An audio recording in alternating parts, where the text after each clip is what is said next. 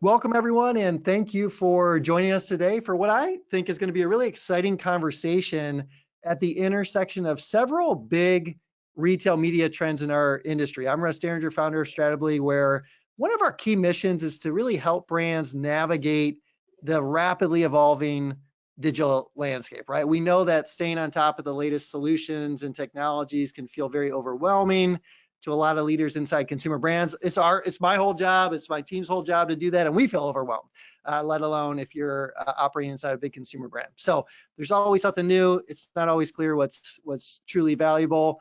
From our work at Stratably, we know many brands struggle in a few different areas, gathering and leveraging their first-party data. Streaming TV is a major priority, but measuring its impact and making it actionable and efficient is complex. For those working with Amazon Marketing Cloud, the learning curve can be very steep, and the capabilities, very powerful capabilities, but often underutilized in the brand community. And so we've invited Adam Epstein from Gigi and Mitch Caden from Stackline to share their thoughts on where the leading edge is on these elements. And they've recently formed a really interesting partnership that brings these things together in a unique way that wasn't even really possible a year ago with where Amazon's ad tech was at that point. But in our opinion, very much day one with Amazon ads. I know there's a lot of critiques out there that Amazon slowed down. We'd say with Amazon ads, very much day one. They keep innovating. Companies like Gigi and Stackline working together are really unlocking some of the unique, complex capabilities.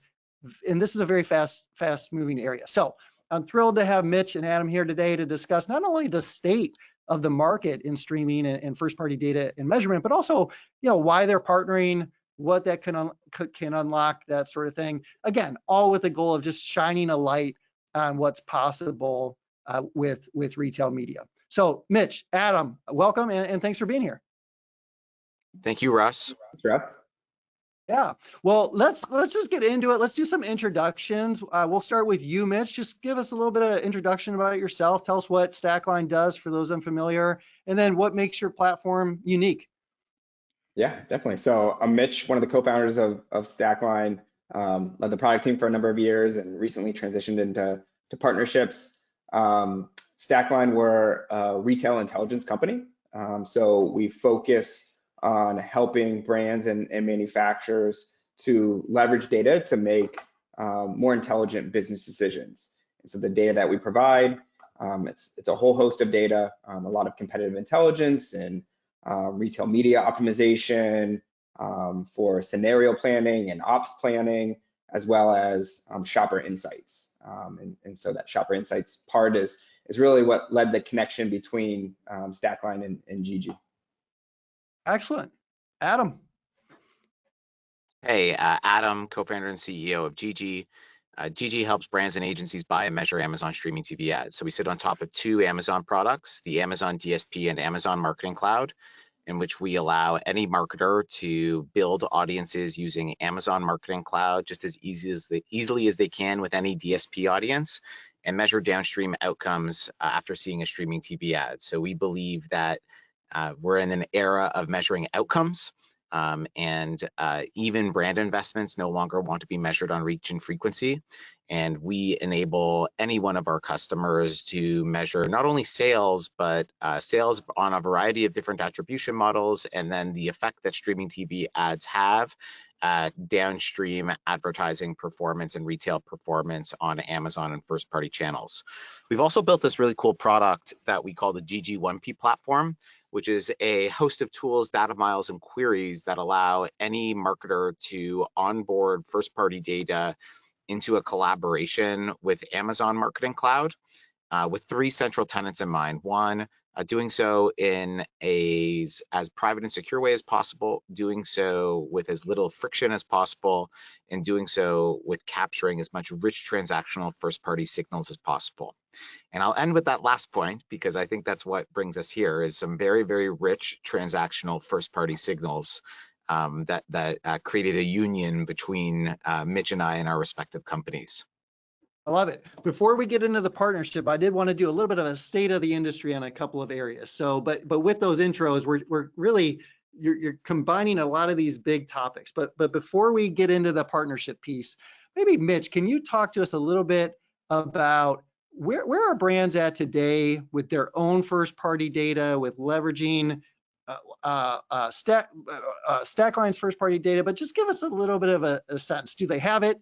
Are they leveraging it? In what ways? Do they seem limited with first-party data? Give us a little bit of a sense of that. It's a great question. From where brands sit with first-party data, it's pretty limited. And it's pretty limited because most brands are directly selling into retailers like Amazon, Walmart, Kroger, Target, and those retailers are the ones that have the relationship with the consumer.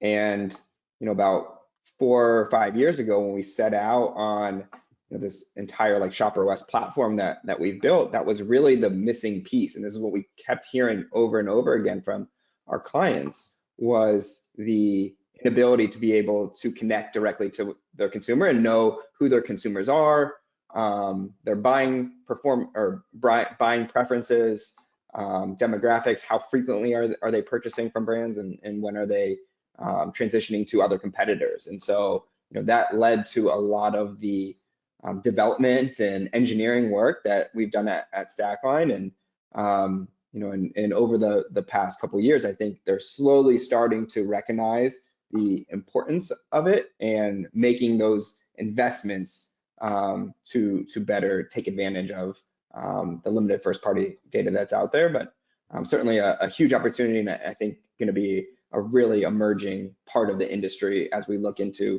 2025 and really like the next decade. Is it fair to say, so when we think about these data sets, I might be oversimplifying here, but retailers obviously have a wealth of data, primarily actionable within their walled garden. Brands have some amount of first-party data, but usually subscale. Stackline's first-party data is a different, doesn't sit in the middle of those things necessarily, but is another set that is more, larger and thus more usable as a result of these brands. Is that a fair sort of summary? Yeah, definitely. When we start, with the first-party data that we have, when we plug it into some of our clients, in some cases, it's the first set of first-party data that they've had. Others might have, maybe 1-2% of their overall sales are coming from first-party, but it still represents a very, very small amount of the overall sales. And so now through the technology that we built, this opens it up to a much larger reach. And then there's some areas too in terms of activations. And so how we can help not only present the data that we have, but also help to grow that data through some of the technology that we built. And is that panel, is that just growing over time? I mean, is that a fair, assumption? I guess how big's the panel today, and then is it, is it growing over time? Yeah, it's growing. It's over 1 million people right now. But the plan is, and again, this is through some technology that we've built. It's to grow, multiple times that size just in 2025 alone. So that's part of that like activation engine that we've built with branded apps and checkout technology and shoppable ads. Those are all areas where brands can then go cultivate and grow their own first-party data set and have a lot more control over it. Okay, and Adam, I'm gonna get to you in a minute, but I also want to talk about multi-retailer attribution, because I think it's going to play into the partnership as well. Can you talk about that a little bit, Mitch, and what you're doing there? Yeah, definitely. So it started a little over a year ago, where retailers actually came to us because of the questions that they were trying to answer were when consumers are seeing ads on, especially let's take like streaming TV, for example, right? A retailer is able to understand from that ad what purchases happen on that specific retailer. But as we all know, consumers, right, like we see ads, we see different placements and product placements, hundreds and thousands of times a week. And so it's really hard to determine when I'm watching the Super Bowl is going to be coming up, when I'm watching the Super Bowl and I see a specific ad, and I then go make that purchase on a Amazon, Walmart, or Target, it becomes really hard to quantify that. Well, because of the really, really rich first-party data that we have, we're able to upload that consumer purchase data into a clean room with the advertisers, like the raw impression and reach data, upload both of those two data sets into a clean room, use deterministic matching. So we know exactly who the individual is, and then understand from there where that purchase happened. So then we can start to understand, and this was a case study that we ran for somebody that saw a Thursday night football campaign, and then they made that purchase at a Walmart or Target or Kroger. We're able to quantify that exact ad placement to the transaction that happened in store at a different retailer. And so and I've heard you present, I think it was maybe on that case study, but help us understand, like from a numbers perspective, how does that broader view of attribution, how does that change the return on what that advertiser, or maybe even generally speaking, like what does the return go from? We thought we were making our money back to, and we're thinking we're making 10x, or we feel very confident, we're making multiples of that investment back. Yeah, in the case study, it went from like about a 25-cent ROAS, and that was from a Thursday night football campaign to purchases that happened on Amazon that generated about a 25-cent ROAS.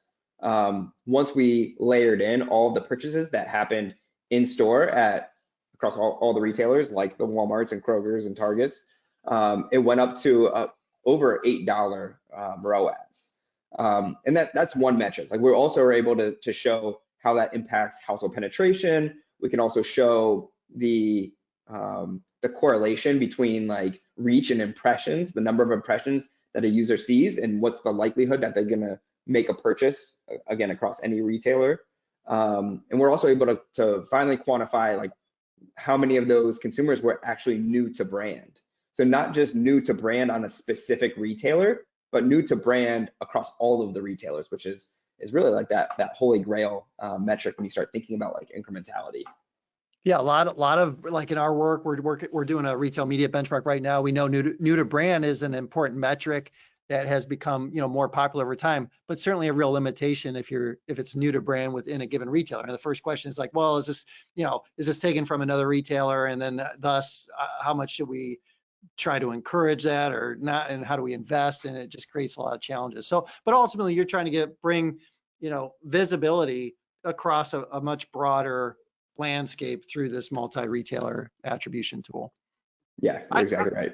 And I'd imagine too, I mean, you're not changing the impact, but you're giving visibility to the full impact. So we may have always understood just intuitively that, yeah, these shoppers are going to go to a wide variety of retailers. They don't just all live in one channel. But now we can start to see that. And I feel like the money is just going to follow wherever the advertiser has the most confidence via measurement, trusted measurement, that they're getting the return. And so I'd imagine as you work with more clients on this, or that client in that example, that they're going to start putting more money into Thursday night football. If before they were basing the budget on making a 25-cent ROAS, and now they're making multiples of that, I would think more money would go into the budgets, right? Yeah, you're exactly right. I think step one is just understanding that measurement, right? Like if you can understand how well advertising is working, then from there it just makes the tactical and implementations and shifting of budgets, it makes it so much easier. And so yeah, even within the multi-retail attribution that the case study that we outlined, that's really still just like step one. There's still so much more that we can do with the really, really rich data that we have, which can then go much deeper in terms of like audience segmentation and trying to pinpoint exactly like who do we want to reach for each of these campaigns, which I know we'll probably talk about that in a little bit more detail, and I'm sure Adam has some great things to say on that too. Yeah, Adam, give us a state. So thank you, Mitch, for talking about first party data and kind of where brands are at there, and then multi-retailer attribution. Adam, give us a state of the market on AMC and streaming. How are brands leveraging these tools today? what can they do today, but what are the, limitations? Are they taking advantage of it? Sure. So Gigi's a relatively nascent company. A lot of us used to work at a company called Perpetua, and Perpetua leaned in very heavily into Amazon Marketing Cloud. And during our time at Perpetua, one of the things that we would say to anyone is, if you're not using Amazon Marketing Cloud to the fullest extent possible to measure your streaming TV campaigns, you're really flying blind. And the issue with Amazon's DSP, the de facto mechanism of measuring Amazon DSP or any upper funnel Amazon campaigns, is that it works in an era of last touch attribution. And in an era of last touch attribution, using that as the attribution model, downstream sponsored ads or downstream lower funnel retargeting campaigns in the Amazon DSP will typically take all of the credit for sales. And the challenge there is, if you're doing any upper funnel investments, you're really limited to measuring only top of funnel advertising metrics like reach and frequency, CPMs, and perhaps like a amorphous lift in branded search that's not attributable specific to a campaign, but just like an overall trend line. And we don't believe that that should be the case. We believe that people have the ability, through the breadth of depth of Amazon's ad tech, to deterministically measure a wide variety of outcomes, the effect of their awareness dollars, and particularly their streaming TV campaigns. And so I think now what's happening is a lot of people are starting to realize this. Before Gigi really, I wouldn't say take off, because we're still a very nascent company, but before we've been entering the market, I think you've seen a lot of brands experiment with streaming TV, run streaming TV ads, and effectively use a combination of the Amazon DSP and the instructional query library within Amazon Marketing Cloud, which, for those that are not familiar with the instructional query library, it's basically a set of starter kit queries that get people started on AMC. And one of the ones that everyone like champions is the path to purchase report in the instructional query library. And we actually think the path to purchase report is not a good signal, not actionable way to measure the effectiveness of your upper funnel investments, because it really is just giving you a clap that you're spending more money with Amazon. The more touch points lead to higher quality to purchase. And there's nothing you can do about it other than say like, oh, like maybe I should just spend more money on Amazon ads. And instead, we built a host of, again, first-party data on-ramps, but a host of reports, queries, and dashboarding for any brand in a self-serve manner with no bifurcation across AMC and DSP to effectively measure these campaigns. So if folks are in like inning one of their streaming TV experimentation, their use of something like Amazon Marketing Cloud to measure this, we help elevate folks to inning 3 or 4 by providing them with some advanced tools and functionality that they wouldn't have otherwise been able to get were it not for working with someone like us. And what have you seen? I mean, you've been in the space for a while now. What have you seen in terms of brands?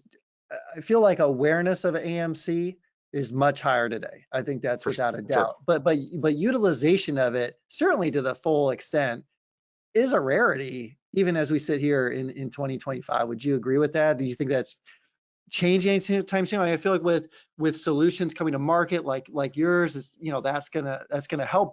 But it's been, I don't want to say glacial, but it's been kind of slow going in terms of more advanced AMC usage. It's hard. Yeah, I'm not technical. Whenever someone throws SQL at me, it's like I'm looking in Chinese. And the people that extract the most insights from an advertising campaign are a media manager at an agency or brand. And invariably, they're not technical either. And if you throw someone in the starter kit instructional query library, those are still queries. And now Amazon's doing a decent job at trying to democratize access to Amazon Marketing Cloud. But again, it's just a starter kit. If you're a savvy advertiser who's spending money on Thursday Night Football, another Prime Video campaign, and a host of other campaigns, it's really challenging to tie all the pieces together. And the lay of the land right now across both agencies and tool providers, a lot of folks are building bespoke AMC solutions that live on an island while not integrating it fully into the media buying and measurement experience. And in our view, it's like, this is crazy. Like, an API call is an API call, whether you're calling the DSP campaign management or measurement API or Amazon Marketing Cloud. And that's exactly what a software company should be doing, is it should be unifying these set of technologies and building it in a manner that's most easily available to any end user, regardless of technical knowledge. And so that, like, you've effectively nailed it, Russ. Like, one of the things that I think I'd like to say is, like, we're now in 2025. So in 2022, like, access to AMC was rare. In 2023, everyone had access, but understanding how to use AMC was rare. In 2024, it was, I'm starting to use AMC. And now in 2025, it's like, okay, like, I understand the tool. There's products like Gigi. There's agencies who are getting savvier and savvier. And I think we're now at this really interesting inflection point in broader retail media, in which we can start to ask the question of how can something like Amazon Marketing Cloud be used to again, this is I'm I have an ongoing theme throughout our chat today, is I'm going to be very actively promoting Amazon's ad tech, because I believe very strongly in its power.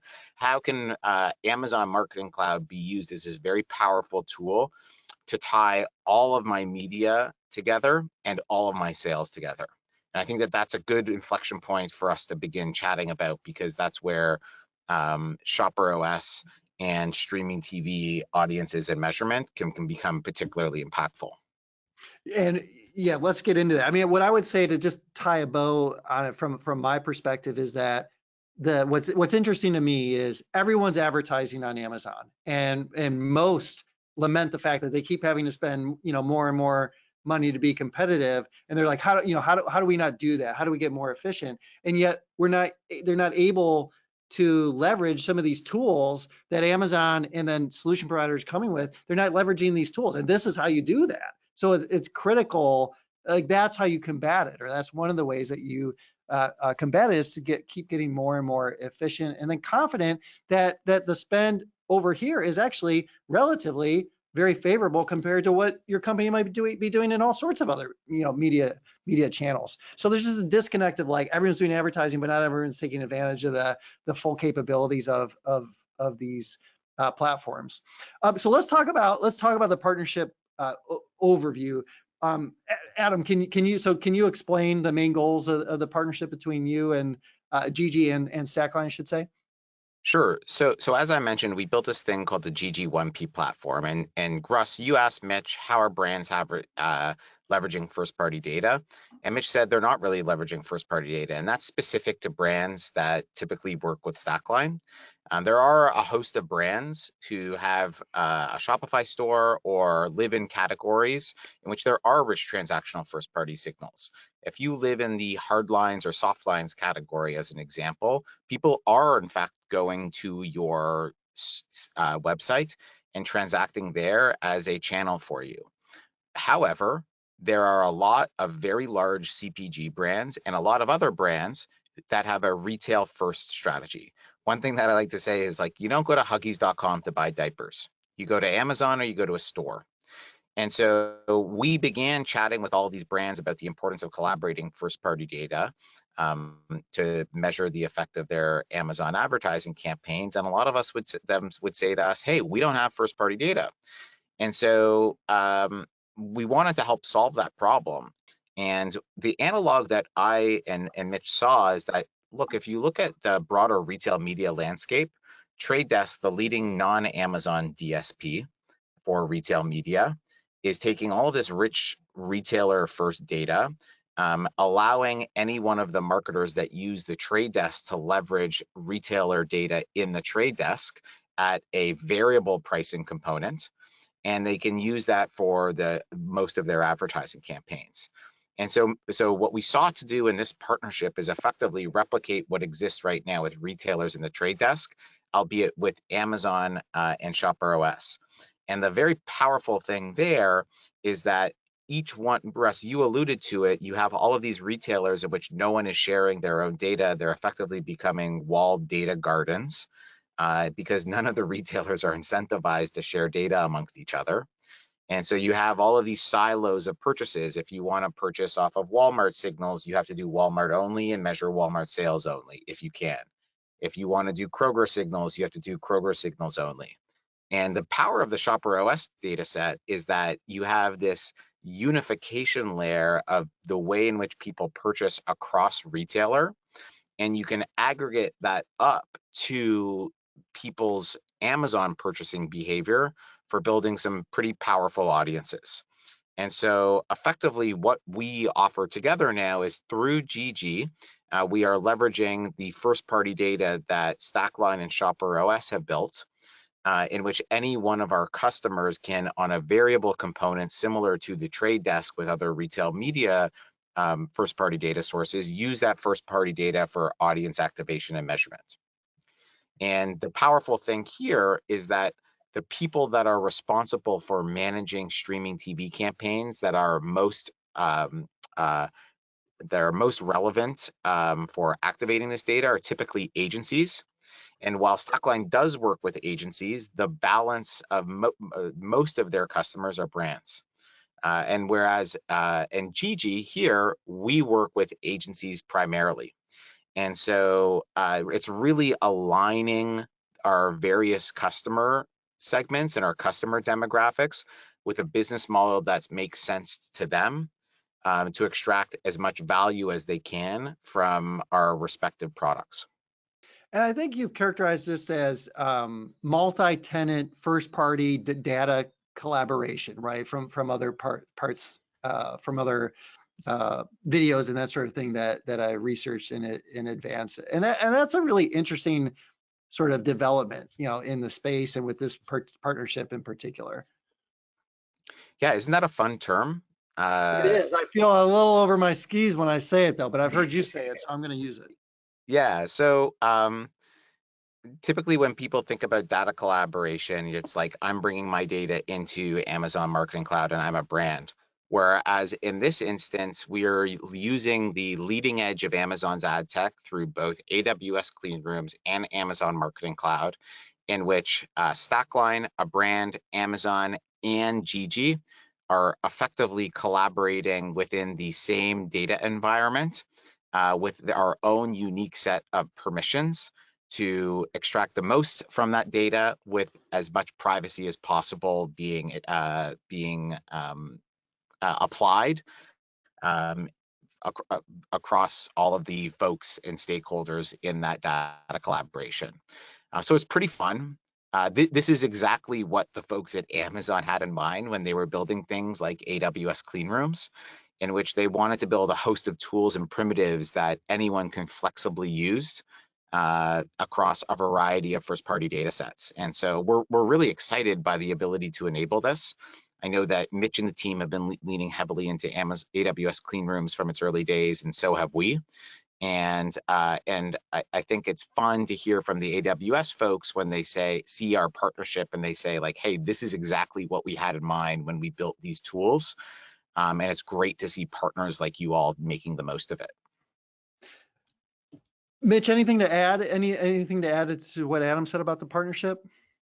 Yeah, I mean, so Adam and I, yeah, we met last spring. We were at an event, and we took the elevator up, and I heard the elevator pitch for Gigi. And as he was describing what they were building, it was awesome, and it also just like translated really well to what we were building, and we partnered with Amazon on some of it, and it was just like we each did the elevator pitch for 2 minutes, and then we spent like the rest of the event just talking about like ways that we'd be able to collaborate. And so it took a couple months for us to get there, but yeah, I think the results and the benefits for brands that are participating and leveraging Shopper OS data and partnering with the Gigi platform, the results are strong, and I think there's a lot more that we can do, and really excited by the partnership between Stackline and Gigi.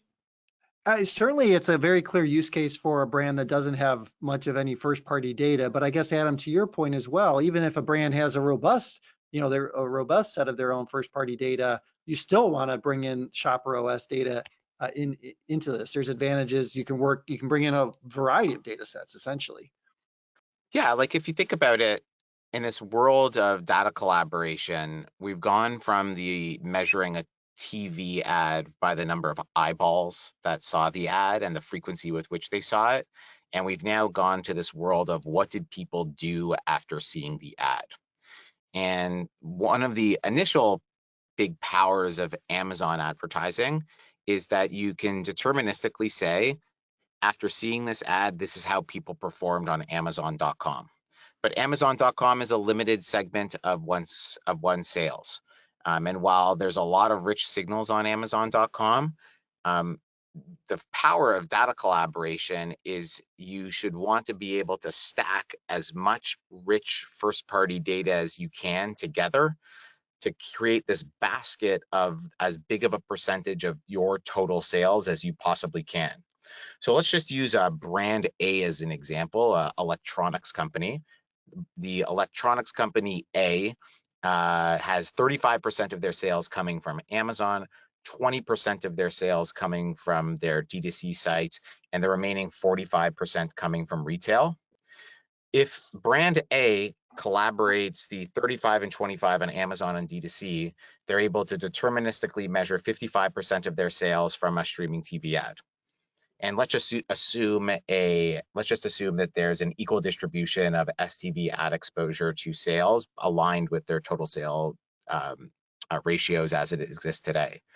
But even when you do that, you still have this missing gap of the 45% that are buying in retail.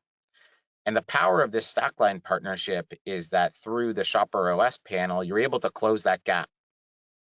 And so now you're able to say, here's my 45 retail, a portion of that.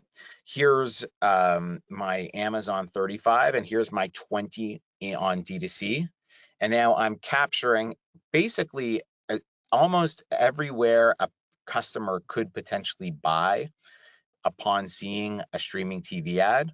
So I'm able to really understand that true impact. So what Mitch effectively told you, that story of the Thursday Night Football campaign, we don't have to do any, in these instances, we don't have to do any lift to see like overall impact, but we can match one-to-one sales on all of these channels for you to really understand a true actual ad assisted ROAS of a streaming TV campaign across all of those channels. So let's just use in the first party example, if 10% of your sales were coming from D2C and you collaborate your first party data for a streaming TV campaign and you assume an equal distribution of those that saw the ad and converted to your total sales, immediately your streaming TV campaign becomes 10% more effective. If you can essentially replicate that and introduce retailers to it as well, this measurement piece is now like closing the loop on so many more potential sales that it's really incumbent upon every single brand to ask the questions, how can I bring in first party data to broaden that basket of total sales upon seeing a TV ad? And you've talked before, and Mitch, please chime in too, like that this really wasn't even possible not all that long ago, but Amazon continues to develop the capability to make stuff like this happen. Maybe you could talk a little bit more about that. Yeah. So I mean, the ability to have all of this ad attributed like impressions and clicks and have all of this data to be able to load into a clean room is really what makes it all possible. And so Amazon has been the leader in this data set, but there are several others that are not too far behind. And so I think that's what's exciting is the ability to see this. We've talked a lot today about Amazon, but I mean the same technology is possible with Walmart's and TikToks and all of the other ad networks too. And so I think Amazon has been the leader in advertising for the past number of years, and so it'll be interesting to see as these other networks continue to catch up. Yep. And I mean, it's kind of early innings with this partnership, certainly. And so it's going to take some time, but it feels like this is part of the bull case for Amazon ads, continuing to grow, whatever they grew 19% in 24, they'll probably grow. I think our forecast call for 18%. It's on a big base of business, reaching 65, 70 billion in 2025. But this is part of what's, driving that. It's not necessarily, I mean, don't get me wrong, sponsored product ads, and just as GMV continues to grow, that's still going to be the meat of it. But in terms of getting, continuing to grow at that high teens sort of rate, this is part of the story there. Do you Yeah. think, I mean, Adam,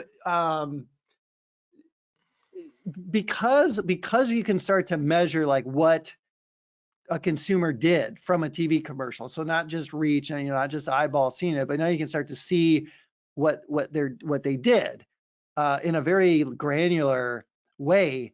What do you think that means for the nature? Now, I get a little philosophical here, theoretical, but what do you think that means for TV commercials writ large? Like, are brands going to start to change? Like now, it's not just about building the brand and that kind of amorphous sort of thing. And I'm not discounting that because that is important.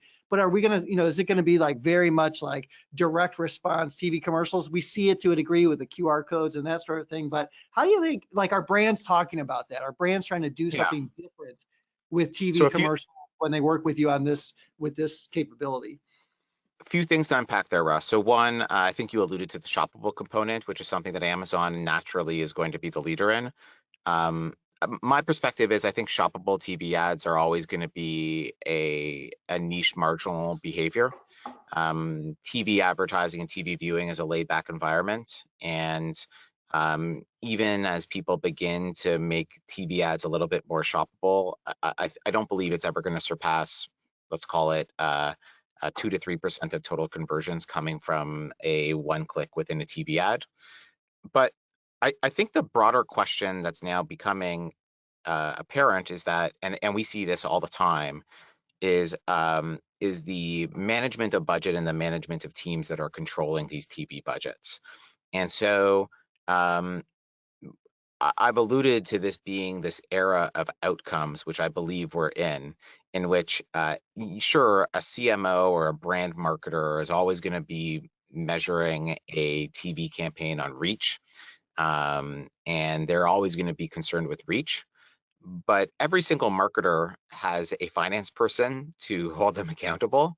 And the finance person is always, if you give this finance person the ability to measure things to sales and align that reach to sales, they're not going to want that information.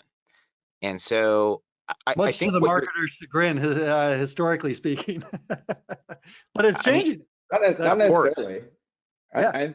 I think actually, like, marketers, they really want to see this, right? And it's, every marketer wants to do and optimize their ads to generate as much sales as possible. And so it's just, it hasn't been clear in the past.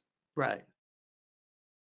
Yeah, and so I think what we're going to see, particularly this year and next year, is this unifications of teams and budgets. And I talk to brands all the time about how they're spending their TV dollars, and it's actually kind of nuts.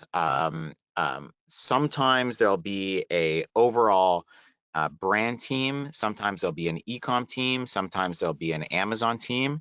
And in some instances, they're buying ads separately out of different budgets, even on Amazon streaming TV ads.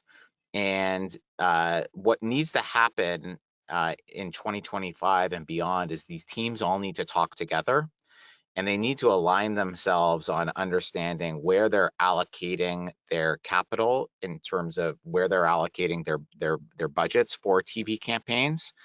And how can you centralize it to one place that's most effective at achieving both goals of reach and both goals of downstream sales?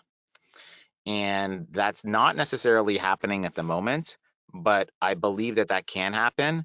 And why I'm so bullish on Amazon, particularly for endemic brands, i.e. those that sell on Amazon, is because if Amazon is a large percentage of your total sales, there's really no reason for you to be spending your TV dollars on other third-party DSPs like the Trade Desk as an example, because the Trade Desk cannot compete on several things. They can't compete on building audiences across Amazon, across first-party signals, and across something like a Stackline.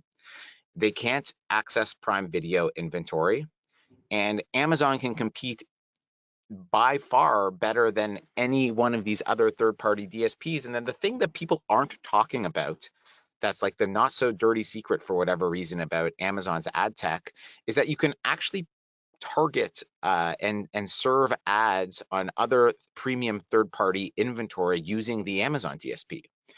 This was one of the most incredible developments of the Amazon DSP and their supply side technology over the past year, is that you can target Disney inventory using Amazon ad targeting and measurement and Amazon Marketing Cloud and AWS clean rooms in ways you couldn't do so in the past. You can target NBCU inventory. You can target Paramount inventory. And there's these set of PMP deals, not to go too far into ad tech, but these PMP deals that allow for this. And so typically when we talk to marketers, they say, hey, we're not spending everything on Amazon because we want to diversify supply and we don't want to go to Prime Video only. But you can actually do that. You can diversify supply using Amazon's ad tech. And the benefit of doing this is, one, you have this notion of identity. If you're buying across multiple DSPs, your reach and frequency metrics are going to be bespoke and siloed to both of those buys. And two, because you're endemic to Amazon and because you have a large percentage of sales coming from Amazon, you're able to stack those total sales of first party channel and Amazon in a way that a DSP like the Trade Desk, as an example, can only stack either A, first party sales, or B, one of the other retailers. And in some instances, those other retailers, you're not actually able to deterministically measure outcomes. You're only able to build audiences. And so my ongoing theme of our chat is I'm a big bull of Amazon's ad tech, particularly for endemic brands, which tends to be your audience, Russ. In that there are many incentives to get teams talking together, and there are many incentives to collaborate and unify that awareness budget into Amazon to the benefit of the brand. Mm-hmm. We're going kind of long. Before we wrap up, Adam, I did want to ask for the partnership. Are there any particular like functionalities or campaign types within the partnership that brands seem most excited about, that they're like really eager to use, like really wakes them up when you're talking to them about what's possible with this partnership? Yes. Everyone loves building audiences based on competitor retail purchases. So, and it makes sense. Everyone loves competitor conquesting strategies, and this isn't any more expensive. But as an example, if I'm just naming names. If I'm Coke and I want to build an audience of people that purchase all of Pepsi products in retail, I can now do that. And whereas you were never able to do that before. And while the scale may not be that significant, we recommend every single one of our customers that have integrated Shopper OS into our product build layer on competitor purchases as an additional audience in retail. The other piece speaks to how one should think about building lookalike audiences or seed audiences for lookalikes in general. And in the same way that the larger data set of customers that you have for measuring enhances the ability to see the impact of a TV campaign, the larger data set you have as to where people shop, how they shop, and captures purchases and channels to build a single identifier for building a seed allows you to build the best possible seed audiences for lookalikes. So if I'm a brand, like one of our most widely used lookalike audiences is building a lookalike of a brand's 80th percentile of a brand's biggest spenders within the past year. And similar, I, Adam, who may purchase in retail, and I might purchase on Amazon, and I might purchase on D2C, the brand would want to incorporate all of my purchasing signals to determine whether or not I should be within that seed. And so creating more refined seed audiences for lookalikes with more robust Shopper OS data is really impactful, and we're seeing every single one of our customers use that across the board as well. Really, really powerful. Well, thank you both for coming on and talking with us about it. For those watching, where should they go to learn more about this? How do they sort of get started, or at least look into this further? Maybe Adam, if you want to chime in. Sure. Everyone should go to the Stratably summit in March in Scottsdale, and we'll all be there. Yep. And we could all chat in person about this. But otherwise, that's a good answer. And I didn't tell you to do that, but that is a good Russ, answer. trying to ggco.tv, Adam at ggco.tv, and I'm on LinkedIn and X and a variety of other places. And Mitch, how do people find you and find Stackline?